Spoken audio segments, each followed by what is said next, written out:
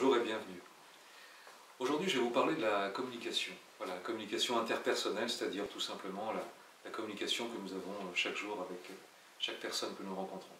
Alors, pourquoi la communication? Il se trouve que, vous le savez, je suis thérapeute et je suis aussi spécialisé dans la communication interpersonnelle. Donc on vient me voir pour essayer de comprendre pourquoi, malgré les meilleures intentions, eh bien en fait, ce que nous sommes en train de dire à l'autre ne convient pas. Ça ne prend pas, et l'autre ne nous comprend pas, et ce que nous souhaitons faire passer à l'autre, eh bien ça ne passe pas. Alors, il se trouve que les mots que nous allons employer, eh bien ces mots vont peser dans l'inconscient de l'autre à peu près 15 ou 20%. Il se trouve que le ton avec lequel nous allons dire ces mots va peser à peu près aussi 15 ou 20%. Et les 60% restants, eh bien c'est l'attitude. C'est l'attitude que nous allons avoir pour dire tout cela. C'est-à-dire que finalement,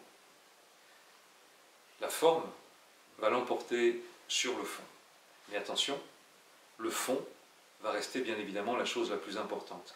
Et la forme, donc l'attitude que nous allons avoir, va demeurer le véhicule pour faire passer le fond. Alors, comment modifier cela ou comment l'adapter? D'abord, on va essayer de mieux se comprendre et mieux se connaître. La première des choses à savoir, c'est que nous avons en permanence trois états qui vont, je dirais, flotter ou cohabiter toute la journée. Le premier état, je vais le situer au niveau de la tête. C'est l'état du moi par an. Alors cet état du moi par an, c'est celui qui dit « il faut »,« tu dois »,« je pense que c'est mieux pour toi »,« parce que c'est comme ça ». C'est un moi directif. Ensuite, le deuxième moi, c'est l'état du moi enfant. Et celui-ci, je vais le situer au niveau du ventre. C'est l'état des émotions.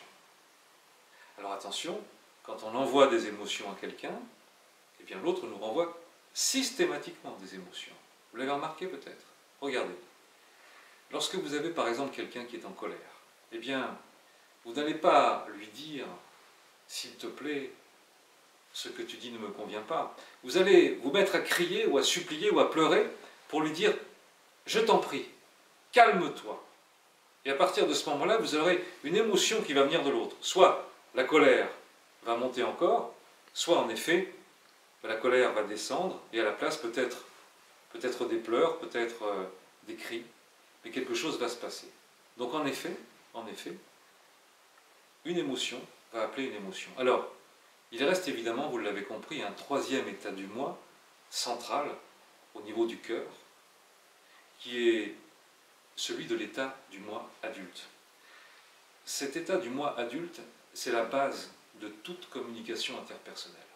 Et cet état du moi adulte, nous le faisons vivre la plupart du temps avec des questions. Et non pas des affirmations comme l'état du moi parent, ou des émotions comme l'état du moi enfant, mais des questions.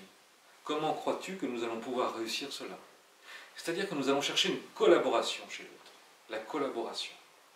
L'état du moi adulte, c'est celui qui ne va pas porter de jugement. Vous savez, la plupart du temps, ce qui va blesser l'autre, ce sont les jugements de valeur que nous allons émettre, alors consciemment ou inconsciemment.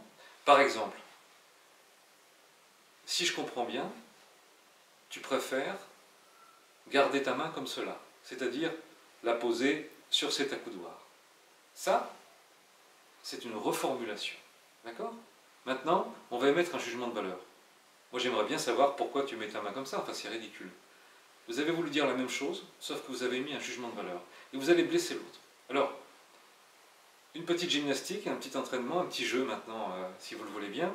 Essayez, à partir de ce que je vous ai dit, de pouvoir retrouver quel est l'état qui prédomine chez vous. Et ensuite, visez. C'est-à-dire, imaginez maintenant que vous avez des flèches, un arc. Prenez une flèche, prenez votre état du moi adulte, et puis maintenant, tendez votre arc et tirez. Visez pour que la flèche, votre flèche de communication, aille directement dans l'état du moi adulte de l'autre. Et vous verrez, la communication passera. Alors, cette appellation, sur un terme technique, s'appelle l'analyse transactionnelle. Donc si vous voulez plus d'informations, n'hésitez pas à rechercher tout ce qui va toucher l'analyse transactionnelle. Vous verrez, c'est un support extrêmement précis et accessible pour pouvoir mieux communiquer. Voilà, je vous remercie, j'espère que ces quelques minutes passées en la compagnie de l'analyse transactionnelle vous a appris peut-être à mieux communiquer avec l'autre. Merci encore, à très bientôt. Au revoir.